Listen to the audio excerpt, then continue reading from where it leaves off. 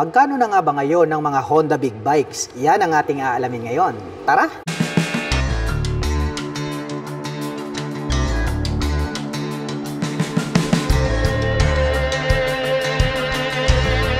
Ito po yung kanilang Honda CB650R. Isa po itong classic big bike. Kaya talagang napakalupit ng kanyang body and design. Mayroon naman po itong rounded shape na headlight. LED na po yan at mayroon pa po siya dyang rounded shape na split na daytime running light. Dito naman po located sa bandang itaas, ito pong kanyang mga LED na turn signals, naka-pop up po siya. At equip po ito ng inverted telescopic fork para po rito sa kanyang front suspension. At gumagamit po ito ng dual rotor disc brake with 2-pot caliper na Nissin brand.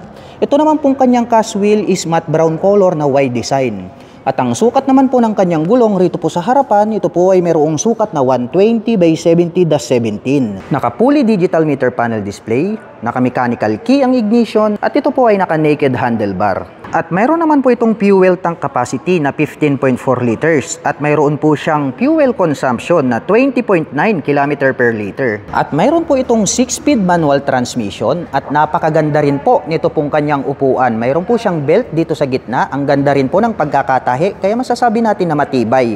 Black color naman po ito pong kanyang seat cover. At ang Honda CB ay mayroon po itong 649 cubic centimeter engine displacement. Naka-liquid cooled, 4-stroke, 16-valve, dual overhead cam, inline 4-cylinder. At nakakapag-provide naman po ito ng maximum power na 69.7 kW at 12,000 RPM. At nakakapagbigay naman po ito ng maximum torque na 63 Nm at 9,500 RPM. At ang seat height naman po ng motor na ito ay may taas na 810 mm, may ground clearance na 148 mm, at mayroon po itong kabuuang bigat na 203 kg. Pahaba naman po ang shape nito pong kanyang taillight at dito naman po located dito pong kanyang mga LED na nakapop up na mga turn signals. At gumagamit po pala ito ng monoshock absorber para po rito sa kanyang rear suspension. At ang kagandahan niyan, ito po ay adjustable. At ang cute din po, almost hide po ito pong kanyang single exhaust. At gumagamit po ito ng diecast para po rito sa kanyang swing arm. At ito po ay mayroong single rotor disc brake with single pot caliper na Nissin brand. Matte brown color naman po ito pong kanyang cast wheel na brown color. At ang size naman po ng kanyang gulong rito po sa likuran, ito po ay mayroong sukat na 180 by 55-17. At ang presyo po ng Honda CB650R ay nagkakahalaga po ito ng 524,000 pesos. At kung balak mo naman pong kumuha ng hulugan, ay kailangan mo lang pong mag-down payment ng 194,624 pesos. Ito naman po ang Honda CBR650R at mayroon naman po itong napakabangis na headlight design. Mayroon pa po itong split na daytime running light dito sa bandang itaas. At dito naman po located dito pong kanyang mga LED na mga turn signals. At ito po pala ay equipped with inverted telescopic fork para po rito sa kanyang front suspension. Gumagamit po ito ng dual rotor disc brake with 2-pot caliper na Nissin brand. White type na black color naman po ito pong kanyang cast wheel. At ang size po ng kanyang gulong rito po sa harapan, ito po ay mayroong sukat na 120 by 70-17. Naka-fully digital meter panel display, naka-mechanical key ang ignition at ito po ay naka-naked handlebar. At mayroon naman po itong fuel tank capacity na 15.4 liters. At mayroon naman po itong fuel consumption na 20.9 km per liter. Ang ganda rin po pala nito pong kanyang upuan. Black color naman po ito pong kanyang seat cover. At mayroon naman po itong 6-speed manual transmission. At ang Honda CBR ay meron po itong 649 cubic centimeter engine displacement. Naka-liquid cooled, 4-stroke, 16-valve, dual overhead cam, inline 4-cylinder. At nakakapag-provide naman po ito ng maximum power na 70 kW at 12,000 RPM. Habang nakakapagbigay naman po ito ng maximum torque na 63 Nm at 9,500 RPM. At ang seat height po ng motor na ito ay may taas na 810 mm, may ground clearance na 130 mm, at mayroon naman po itong kabuuang bigat na 208 kg. Mahaba po ang pagkakadesign nito pong kanyang tail light at dito naman po located dito pong kanyang mga turn signals na nakapop up. LED na po lahat yan. At ito po ay equipped with single rotor disc brake with single pot caliper na Nissin brand. Matte black color naman po ito pong kanyang mag wheel na white type. At ang sukat po ng kanyang gulong rito po sa likuran, ito po ay mayroong sukat na 180 by 55-17. At ang kagandahan po ng sports racing bike na ito ay equipped na po ito ng Honda e-clutch. Naka-monoshock absorber ang kanyang rear suspension at gumagamit po ito ng diecast na swing arm at mayroon naman po itong single exhaust. At ang presyo po ng Honda CBR 650R na e-clutch version ngayon ay nagkakahalaga po ito ng 594,000 pesos. At kung balak mo naman pong kumuha ng hulugan ay kailangan mo lang pong mag-down payment ng 219,750 pesos. At ito po palang Honda CBR 650R ay mayroon po itong 2 model variation. Mayroon po tayong e-clutch which is ito nga po tong kulay red na ating ni-review. At pangalawa, ito naman pong black color. Ito naman po yung Honda CBR 650R na standard version. 2024 model po ito. Ang price naman po nito ay nagkakahalaga po ng 554,000 pesos. At kung balak mo naman pong kumuha ng hulugan, ay kailangan mo lang pong mag-down payment ng 205,392 pesos. At bukod po dyan ay meron pa po pala sila ritong available na Honda CBR 650R na black color at ito po yung 2023 model. At ang price naman po nito ay nagkakahalaga po ito ng 549,000 pesos. At kung balak mo naman pong kumuha ng hulugan, ay kailangan mo lang pong mag-down payment ng 203,598 pesos. Ito po ang Honda African Twin DCT. Grabe, meron po itong napakaangas na headlight design. Dito po sa bandang itaas, located dito pong kanyang mga LED na turn signals. At mayroon naman po itong clear na windshield. At ito po pala ay equipped with inverted telescopic fork, gold color. At mayroon naman po itong dual rotor disc brake na naka-flower design. Equipped na rin po ito ng dual channel ABS. At ito po pala ay naka-spokes rim set. At ang kulay po nito is gold color. Nakaterno po yan dito po sa kanyang USD telescopic fork. At ito naman pong kanyang gulong ay mayroon po itong dual purpose pattern tires dahil ito nga po ay adventure touring bike. At ang sukat naman po ng kanyang gulong rito sa harapan ay mayroong sukat na 90 by 90-21.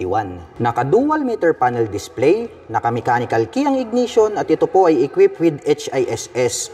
Naka-naked handlebar at ang kagandahan niyan ay mayroon na rin po siyang integrated na USB charging port. At mayroon naman po itong fuel tank capacity na 24.8 liters. At mayroon naman po itong fuel consumption na 20.5 km per liter. Naka-two-tone color combination po ito pong kanyang seat cover at ito pong kanyang integrated na grab bar ay converted na po siya as rear carrier. At ang Honda African Twin DCT ay mayroon po itong 1,083 cubic centimeter engine displacement to be exact. Naka-liquid cooled overhead cam, 4-stroke with 8 valve, parallel twin with 270 crank and unicam.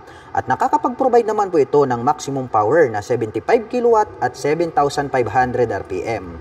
Habang nakakapagbigay naman po ito ng maximum torque na 112 Nm at 5,500 RPM. At mayroon naman po itong seat height na 820mm to 840mm dahil nga po ito ay adjustable. Pwede po siyang high and low seat. At mayroon naman po itong ground clearance na 220mm. At ang bigat po ng motorcycle na ito ay may kabuuang 253 kg. Ang cute din po nito pong kanyang LED na tail light. Naka-single rotor disc brake, naka-spokes rim set, at naka-dual purpose pattern tires. At ang sukat naman po ng kanyang gulong rito sa likuran ay mayroong sukat na 150 by 70-18. At very sporty looks naman po ang dating nito pong kanyang dual exhaust. At ang kagandahan po ng African Twin na ito ay naka-dual clutch transmission. So pwede po siyang automatic at pwede naman po siyang manual. At ang kagandahan niyan ay equipped na rin po ito ng cruise control. Naka-diecast na silver color ito pong kanyang swing arm at ito po ay equipped with monoshock absorber para po dito sa kanyang rear suspension. At meron po tayong makikitang susian dito na kung saan ay pwede po nating buksan ito pong upper part nitong kanyang upuan. At ang presyo po ng Honda African Twin DCT ay nagkakahalaga po ito ng 1,170,000 pesos. At kung balak mo naman pong kumuha ng hulugan ay kailangan mo lang pong mag-down payment ng 426,505 pesos. Ito po ang Honda XADV 750. Grabe, napakaastig po nito pong kanyang headlight design. May split pa po siya sa bandang gitna na daytime running light. At adjustable naman po ito pong kanyang clear na windshield. At dito po located dito pong kanyang mga turn signals na LED. At equipped naman po ito ng inverted telescopic fork para po rito sa kanyang front suspension. Grabe, gold color po yan. At ito po ay naka-dual rotor disc brake with 2-pot caliper na Nissin brand. At ito po ay naka-spokes rim set dahil nga po itong adventure scooter na ito ay pang touring. Naka-dual purpose pattern tires po ito pong kanyang mga gulong. At ang sukat po ng kanyang gulong rito po sa harapan, ito po ay mayroong sukat na 120 by 70-17. Naka-fully digital meter panel display, naka-smart keyless ang ignition at ito po ay naka-naked handlebar. At ang kagandahan po nito pong adventure scooter na ito ay pwede po siyang manual at automatic. At mayroon naman po itong fuel tank capacity na 13.4 liters. At mayroon naman po itong fuel consumption na 28.3 km per liter. Ang lapad po nito pong kanyang upuan at mas mataas ito pong ating back rider seat. Naka-two-tone color combination po pala ito pong kanyang seat cover na black at gray. At malapad po itong kanyang pillion board at ang kagandahan niyan ay meron po itong footrest extension. At ang Honda XADB ay meron pong 745 cubic centimeter engine displacement.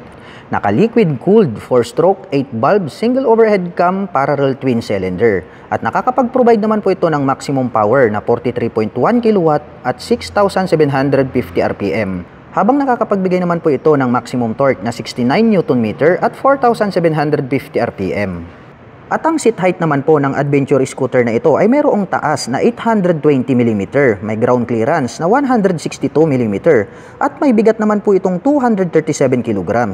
Ang astig din po ng dating nito pong kanyang tail light dahil meron po siya ritong malapad na daytime running light. Naka-pop up naman po itong kanyang mga turn signals at LED na po lahat ng kanyang ginagamit para po sa kanyang lighting system.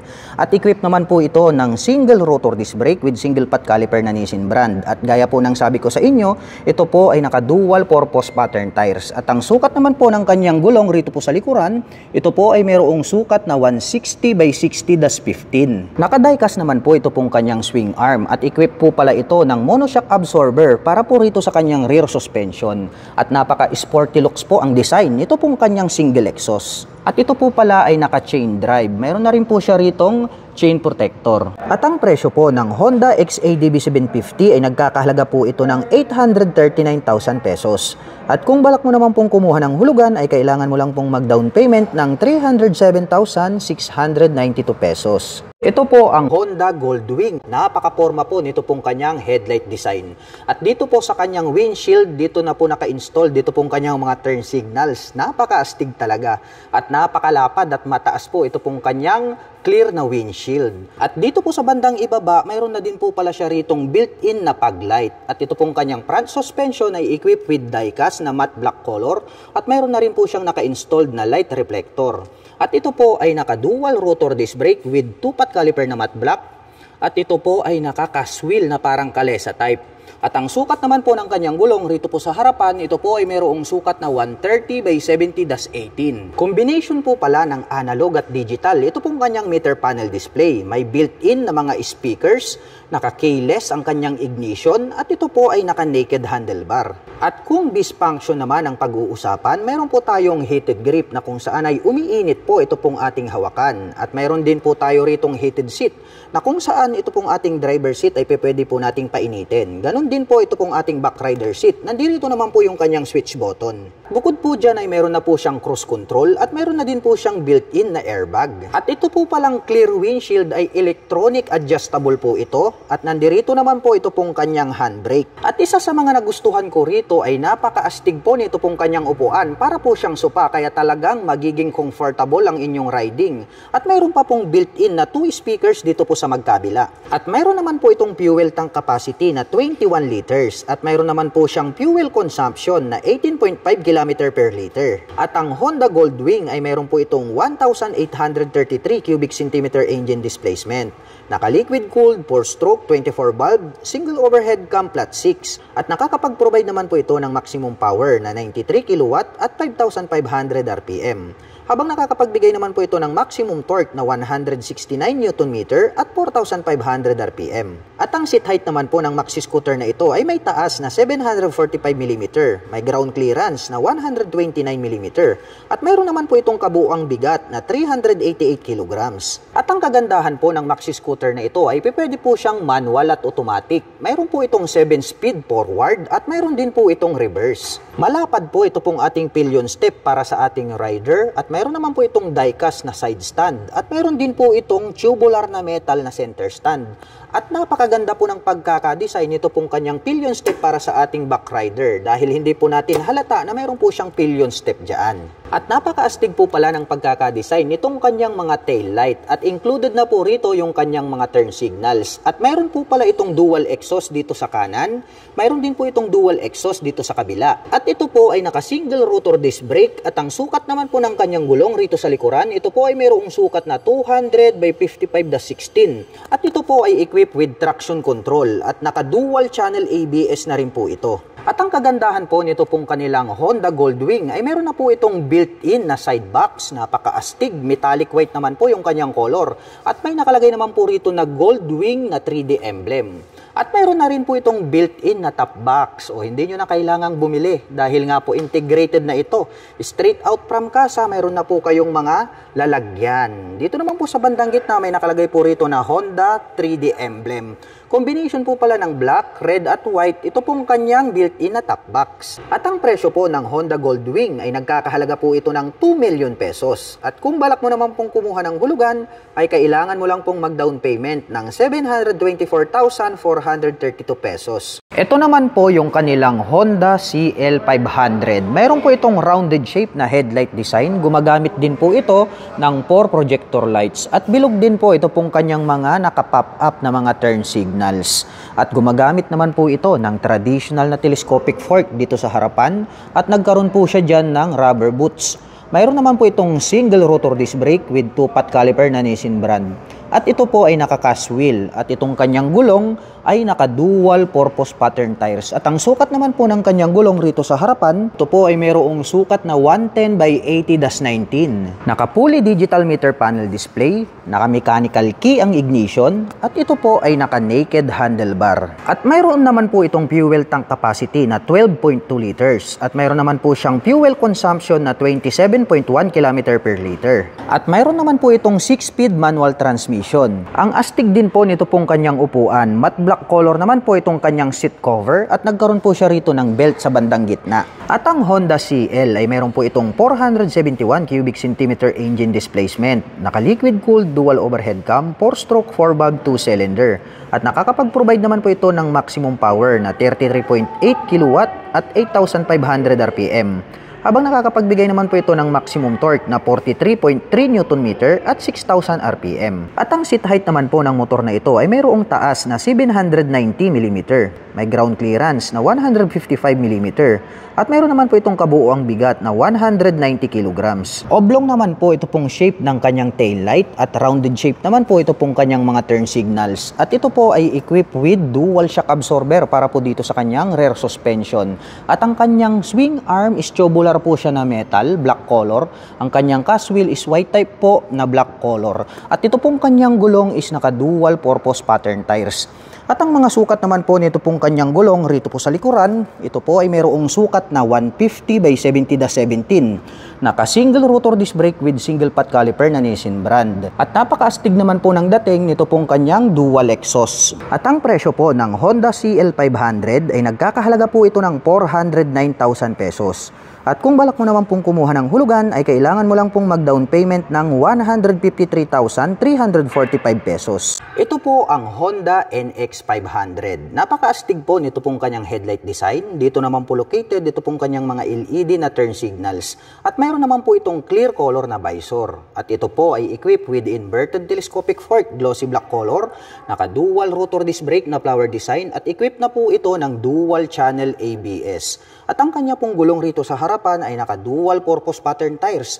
At ang sukat naman po ng kanyang gulong, ito po ay mayroong sukat na 110 by 80-19. Naka-fully digital meter panel display, naka-mechanical key ang ignition, at equipped na po yan ng HISS. At ito po ay naka-naked handlebar. At mayroon naman po itong fuel tank capacity na 17.7 liters. At mayroon naman po itong fuel consumption na 29.9 km per liter. At ito po ay naka 6-speed manual transmission. Mahaba po ito pong kanyang upuan at black color naman po ito pong kanyang seat cover. Metallic black naman po ang kulay nito pong kanyang integrated na grab bar. At ang Honda NX ay meron po itong 471 cubic centimeter engine displacement to be exact. Naka-liquid cooled, 4-stroke, dual overhead cam, parallel twin engine. At nakakapag-provide naman po ito ng maximum power na 37.1 kW at 8,500 RPM. Habang nakakapagbigay naman po ito ng maximum torque na 44.7 Nm at 6,600 RPM. At ang seat height po ng motor na ito ay may taas na 834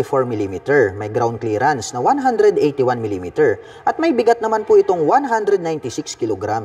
At pahaba po ang hugis nito pong kanyang LED na taillight, At nandirito naman po located dito pong kanyang mga LED na turn signals.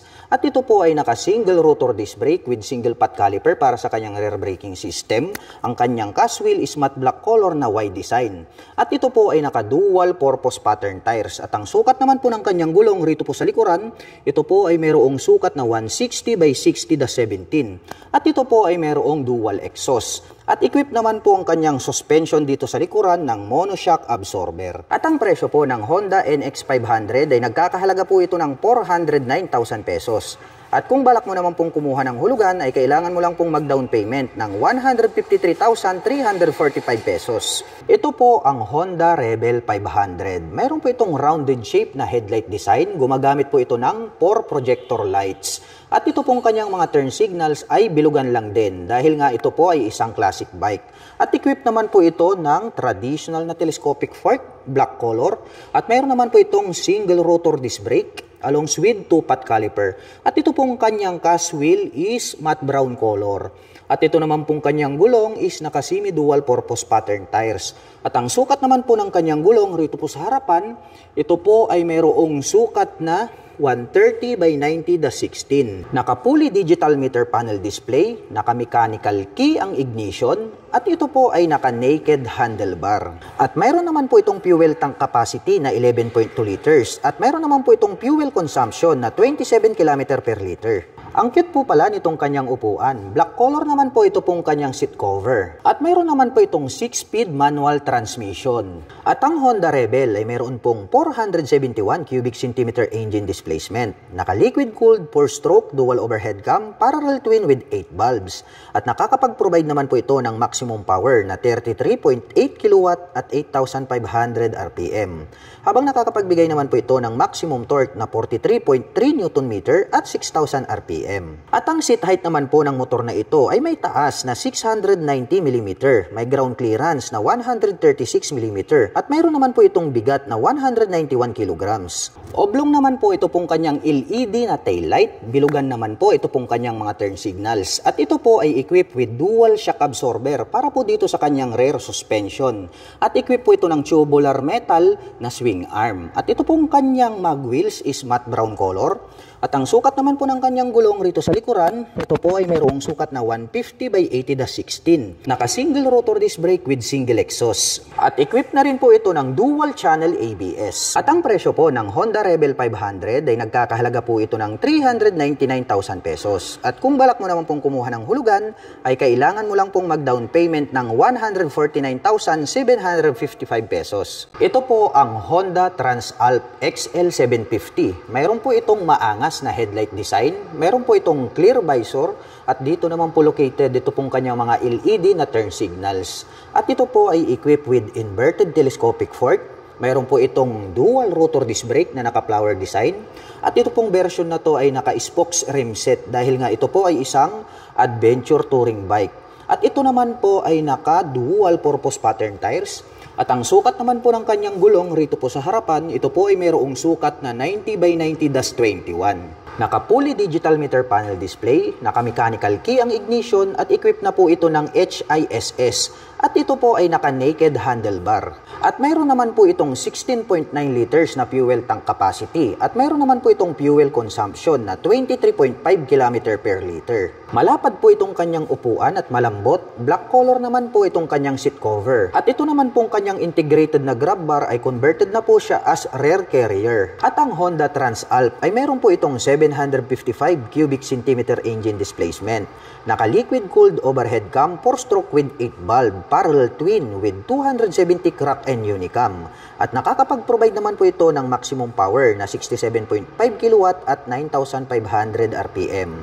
Habang nakakapagbigay naman po ito ng maximum torque na 74.6 Nm at 7,250 RPM. Naka-LED na po ito pong kanyang taillight at dito naman po located itong kanyang mga LED na mga turn signals. At ito po ay equipped with single rotor disc brake na flower design. design at ito po ay naka-spokes rim set. At ang sukat naman po ng kanyang gulong rito po sa likuran, ito po ay mayroong sukat na 150 by 70-18. At very sporty looks din po, ito pong kanyang dual exhaust. At mayroon po itong 6-speed manual transmission. Die-cast naman po ito pong kanyang swing arm at mayroon pong susian dito sa bandang itaas. At gumagamit naman po ito ng monoshock absorber para po dito sa kanyang rear suspension. At ang presyo po ng Honda Transalp XL750 ay nagkakahalaga po ito ng 598,000 pesos. At kung balak mo naman pong kumuha ng hulugan ay kailangan mo lang pong mag-down payment ng 221,186 pesos. Ito po ang Honda CB500F. Mayroon po itong attractive na headlight design. Dito po sa bandang itaas located ito pong kanyang mga LED na turn signals. At ito po ay equipped with inverted telescopic fork at naka-dual rotor disc brake na naka-flower design.